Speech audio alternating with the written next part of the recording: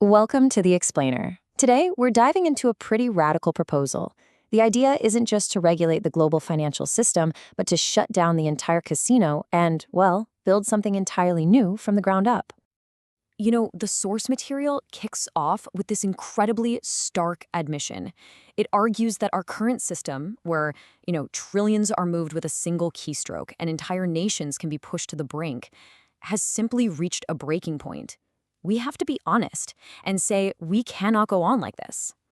So, right off the bat, the conclusion here isn't about small fixes or little tweaks. It's about a complete overhaul. So let's get into it. Let's explore the case for why this casino has to be closed and what exactly could take its place. Okay, so this first section really frames the core problem with this powerful metaphor. A high-stakes casino where the house is designed to always win, and it's the public that always ends up paying the price. And the authors really don't mince words here. They describe these complex financial products not as tools for growth, but as weapons, meticulously designed to wipe out the savings of ordinary people, all while hiding behind the excuse of market volatility. And this isn't some one-time failure, right? The source presents this as a recurring pattern of behavior. You have the massive crash of 2008, a more recent attempt in 2025 that involved Bitcoin, and then this unnerving prediction that a new instrument will inevitably be used to try it all over again. If you want to fix something, you have to name it first. And the source clearly diagnoses the disease with these 4 points. It's not about a few bad actors, it's about a whole system that's built on making bets without any accountability and raking in profits without any regard for the destruction left behind. So, here's the crucial point. The authors are arguing that this entire financial architecture is fundamentally incompatible with a stable and just world. The same mindset that's willing to gamble with your pension is the very same one that's willing to gamble with global peace and the health of the planet. After that really stark diagnosis of the problem, the manifesto completely pivots to its solution. And it's a radical one. It suggests we have to rebuild our markets on a totally different foundation. But before just giving us the answer, it asks us to strip everything away and think about it. What is the most fundamental thing you need for any healthy exchange between people? It's not speed, it's not liquidity, it's something way more basic than that. The answer, in just a single word, is truth. And not as some vague ideal, but truth as the core operating principle of an entirely new system. The argument is, without it, any market eventually just becomes a tool for harm. And this isn't just an abstract slogan either. Truth is defined by these really practical, tangible things. It means you know exactly what's being sold, you know who carries the risk, and you know who's responsible when it all goes wrong. No more hiding behind complexity. So this becomes the simple, powerful test for building this new system.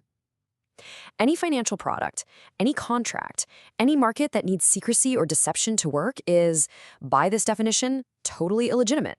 Simple as that. So how do you actually turn this principle of truth into a practical blueprint? Well, the source turns to 3 ancient ethical principles that have, for centuries, served as safeguards against this exact kind of exploitation. First up is the principle of Mysere, which is basically a prohibition on pure gambling. This draws a really hard line. Profit is legitimate when you help build a factory or fund research or create some kind of real value. It's illegitimate if you're just betting on which way numbers on a screen are going to move. Second is Gharar. This one demands that we get rid of deception and excessive uncertainty. What this means is that contracts have to be completely transparent. No more 1,000-page documents filled with hidden clauses designed to trap people who don't know better. Everything has to be clear. And the third one is Riba, which forbids predatory, oppressive interest. The whole argument here is that money should be a servant to the real economy, not a predator that traps people and even entire nations in cycles of debt that are just impossible to escape. Now, the source really insists that even though these principles come from the Islamic tradition, they should be seen as universal safeguards for all of humanity. I mean, it makes sense, right? A system that bans gambling, deception, and predation is naturally going to create more stability, justice, and trust for everyone. Now, a key part of making this new system actually work involves completely redefining the role of our most powerful technology, artificial intelligence. Instead of being a tool to extract value, it becomes a tool to protect it. And this comparison here is really stark. I mean, look at it. On the left, in the old system, you have AI as a predator, hunting for tiny advantages, front-running human orders, exploiting our weaknesses. But on the right, AI is a guardian. Its job is to audit risk, warn the public, and ensure transparency for all of us. And this new role isn't just some vague idea. It's broken down into 4 very specific jobs. AI becomes a systemic auditor, constantly monitoring for hidden risk. It becomes an early warning siren, flagging dangerous products before they can cause harm. It acts as a guardian of transparency, translating all that confusing jargon into plain language.